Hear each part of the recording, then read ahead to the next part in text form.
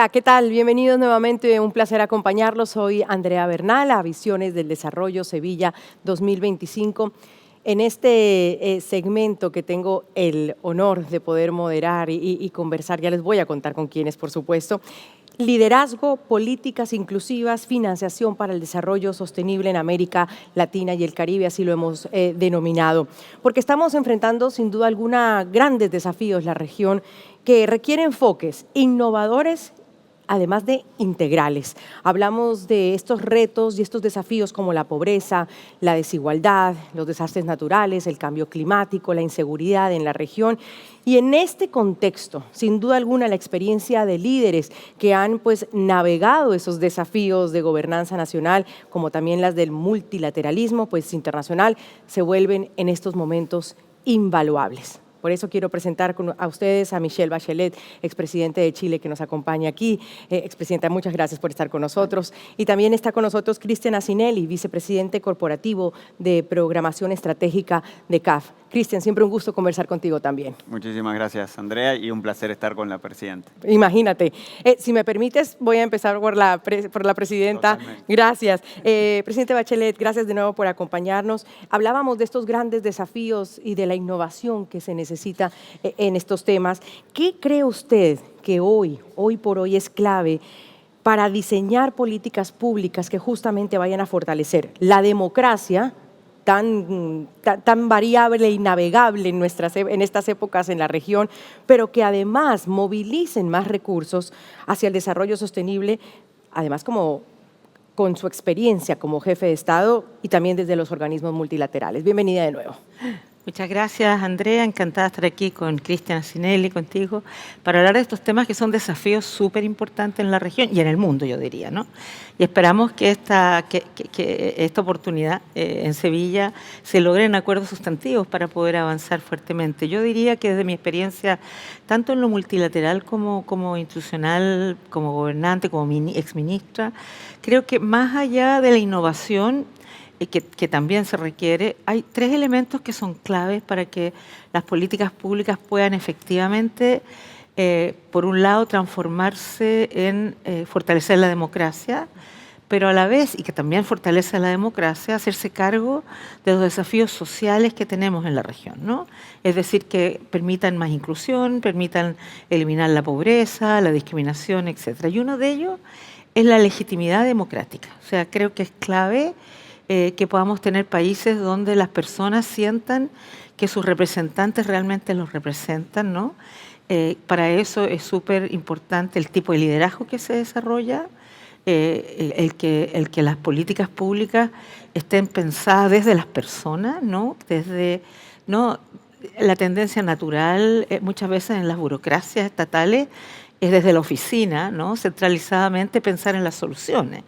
Y eso está bien, pero se requiere tener en cuenta lo que le pasa a los ciudadanos, que es muy distinto muchas veces, ¿no? Tendemos a pensar además que los ciudadanos son todos iguales y no lo son. Y una de las cosas que aprendimos en la pandemia es que todo el mundo se enfermaba, ¿no? Pero había grupos que eran más afectados que otros, porque las personas no son todas igualmente excluidas y discriminadas en términos de el acceso a los servicios, el acceso a las posibilidades.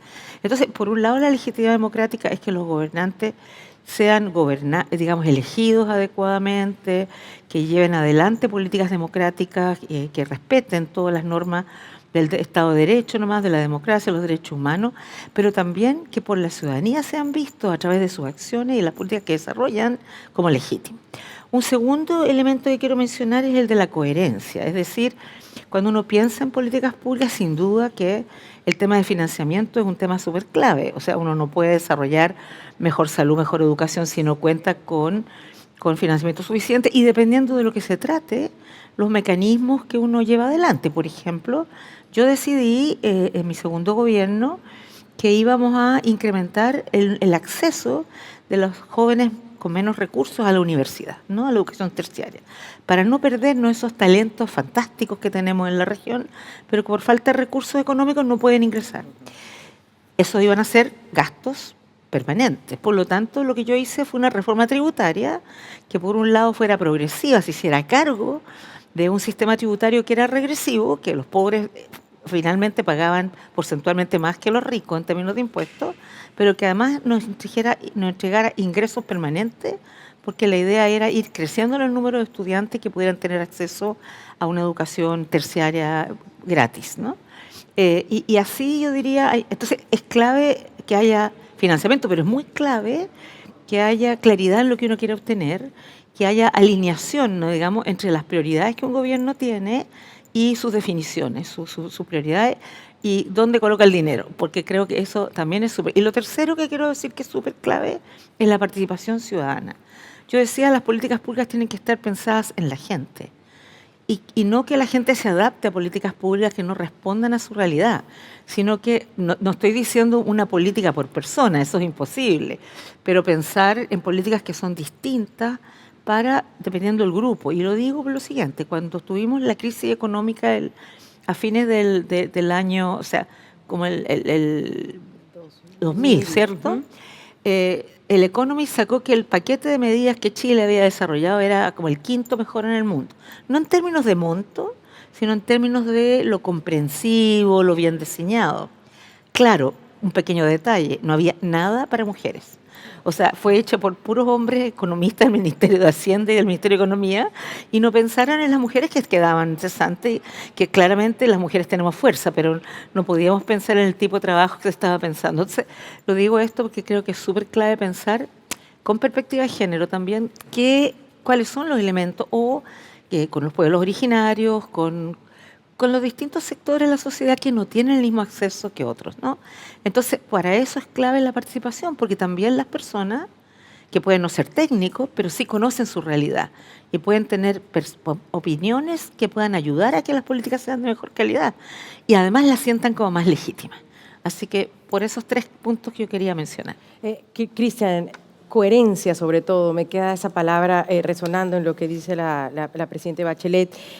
Coherencia, ¿y por qué voy a esto? Porque estamos viviendo, Cristian, cada vez un mundo como más fragmentado, con el multilateralismo debilitado y además cuestionado, muchos cambios en el tema de la geopolítica. ¿Cómo pueden entonces las regiones, un poco basándonos en el ejemplo que nos da la presidenta de Chile, esas 1, 2, 3, unirse? Y hablo de las regiones en desarrollo, unirse para fortalecer las instituciones globales y construir alianzas que realmente funcionen. Y desde ahí CAF tiene mucho que decir. Mira, la verdad que complementando lo que decía recién la presidenta, creo que nosotros como Banco de Desarrollo tenemos como un core, ¿no? Que tiene que ver con los proyectos grandes de infraestructura, de agua, saneamiento, rutas, etcétera.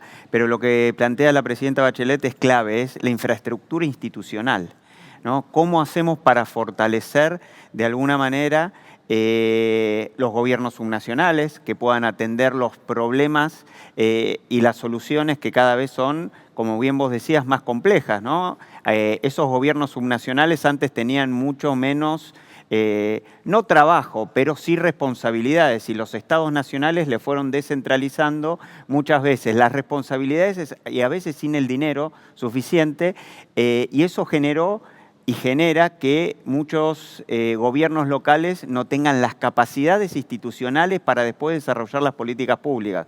Por ejemplo, las de género, las de inclusión, las de diversidad, que nosotros desde CAF las trabajamos muy fuerte en todos nuestros proyectos para que haya una transversalización de estas políticas, porque son claves.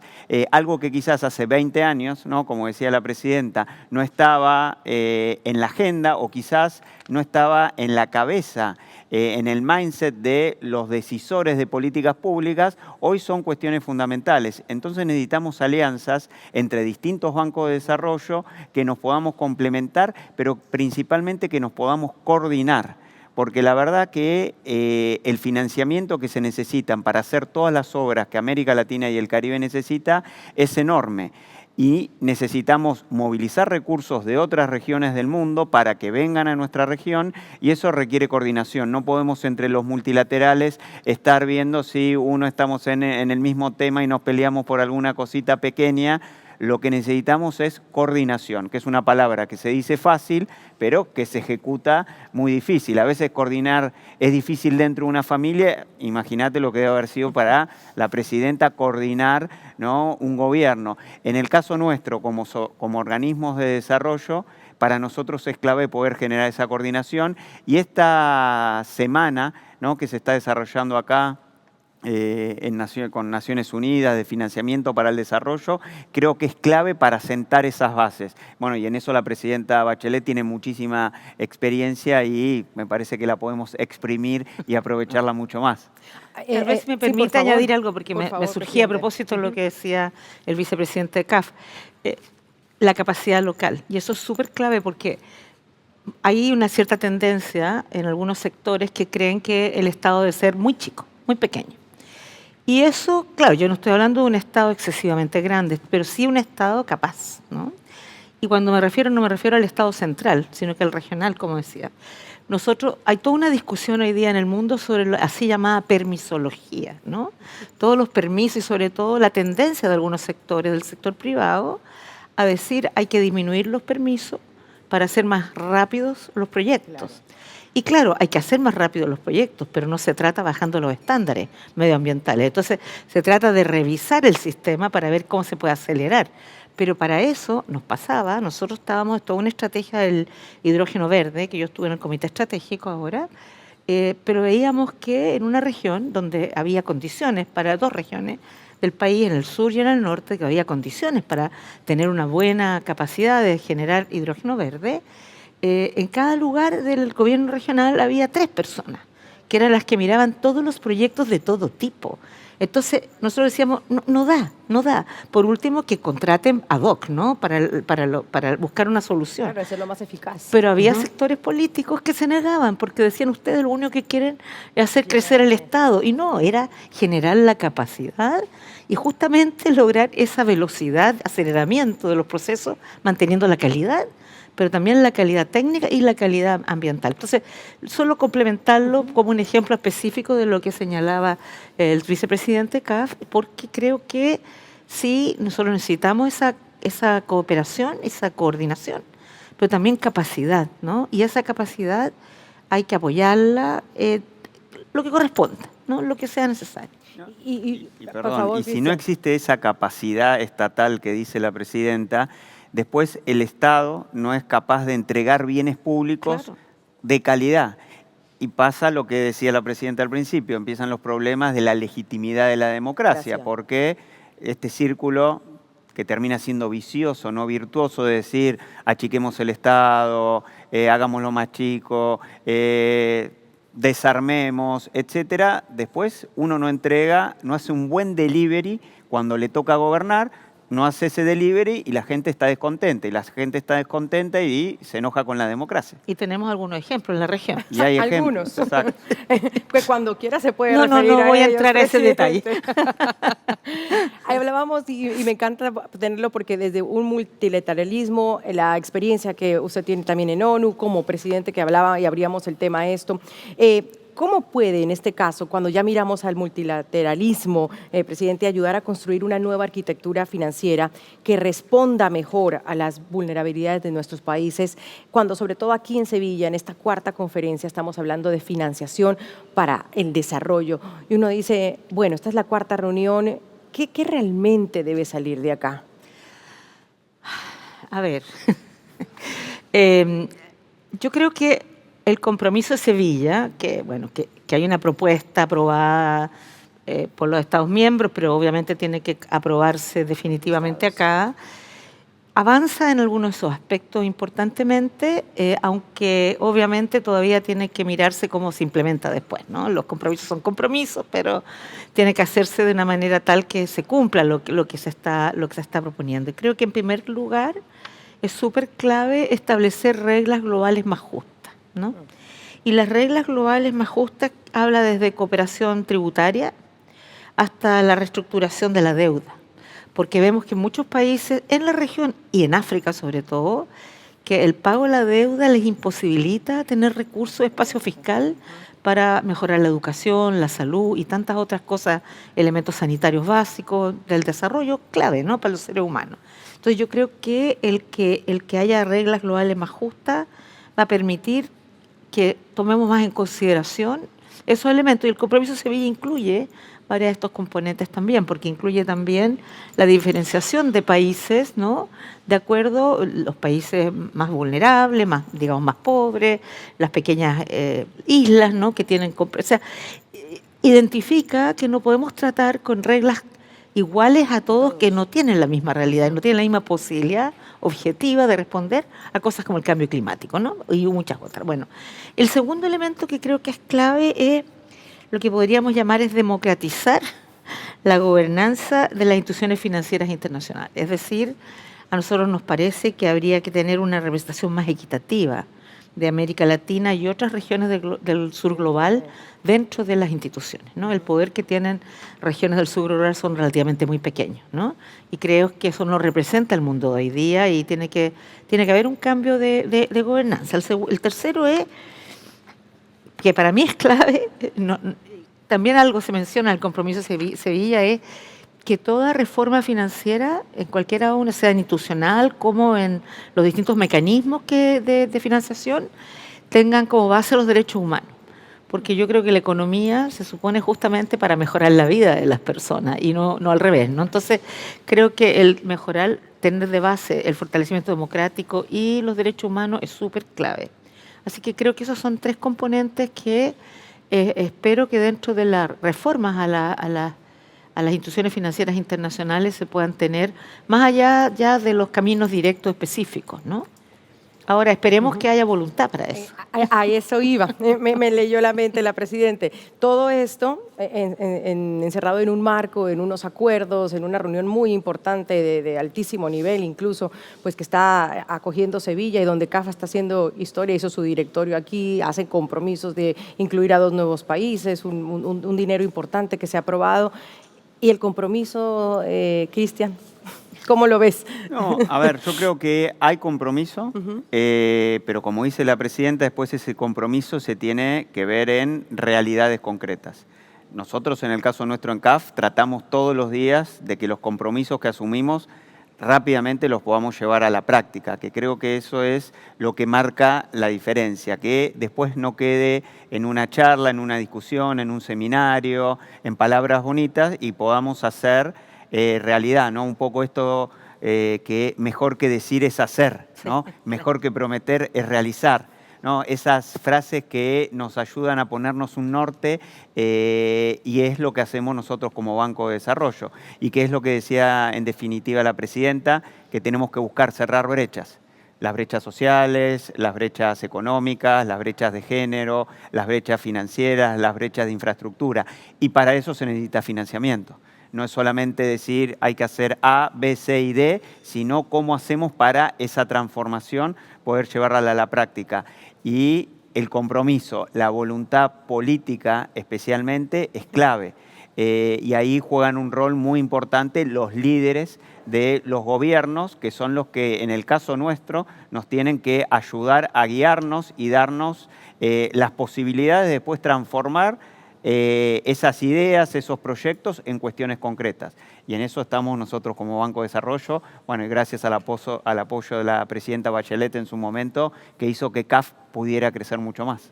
Y desde el haber sido presidente y desde poder ver también a la región, Presidenta Bachelet, desde la ONU, por ejemplo, desde los varios cargos que desempeñó y hoy como vicepresidenta y hablando de todo lo que hemos hablado aquí, sobre todo el tema también de la democracia y los compromisos de los líderes, se podría hablar, o le decíamos, un mensaje como para esos líderes políticos o quienes gobiernan hoy América Latina que están en toda su extensión. Ahí no podemos, como usted decía, decir vamos a tratar a todos por igual, sino hay de todo un poco, ¿no? Para justamente, si queremos avanzar hacia un desarrollo más inclusivo y resiliente, hay algo que hay que hacer. No puede cada uno andar por su lado o por su camino, aunque seamos tan distintos, ¿no? ¿Cuál podría ser, no sé si el consejo, porque a veces yo le digo a los presidentes que si tienen que dar un consejo, digo, no, yo no doy consejos, yo doy experiencias, quizás desde como empezamos, presidente, de esa experiencia cuando hoy hay otra región. Sí, yo entiendo que hay otra región y que ha habido situaciones políticas en el pasado que han hecho que instituciones multilaterales regionales, que habían sido, yo diría, bastante positivas en términos de una sensación de equipo, de entender que los desafíos, que cada país tiene sus propios desafíos, pero que muchos de esos desafíos son globales en la región, por un lado, o regionales, llamámosle, pero también globales, ¿no? Habían sido instituciones que en su momento jugaron un rol, me parece, muy importante. Mercosur jugó el rol, llamémosle más en el área económica, pero la UNASUR tuvo un rol económico, pero político también importante. Y esas instituciones se han visto debilitadas, yo diría. Pero en el fondo, yo no digo si revivir las mismas instituciones, tal vez no hay condiciones para ello, pero sí entender que necesitamos que las instituciones regionales que existan, porque CELAC o el GRULAC tienen otros roles, ¿no? Pero esta posibilidad de presidentes o presidentas que se unen cada cierto tiempo, que definen proyectos en común, que se hacen cargo y intercambian experiencias de cómo me fue a mí bien, lo que me resultó, ¿no es verdad? Y que fue muy bonito y fue muy importante porque pudimos avanzar en proyectos comunes, además. Por un lado, intercambio de experiencias individuales, pero también comunes. Y yo siento que eso nos falta, porque no sé si hay voluntad para aquello en este momento, pero creo que eso nos haría muy bien, porque la región, hay países gigantes, ¿no es verdad?, como Brasil, México, sí, otros países más chiquitos, pero también que tienen necesidades importantes, porque una de las cosas que tenemos muy mala en la región es el comercio intrarregional. Es bajísimo. La mayoría de los países de la región comercian, bueno, con Estados Unidos sin duda, pero también con la Unión Europea, pero no interior.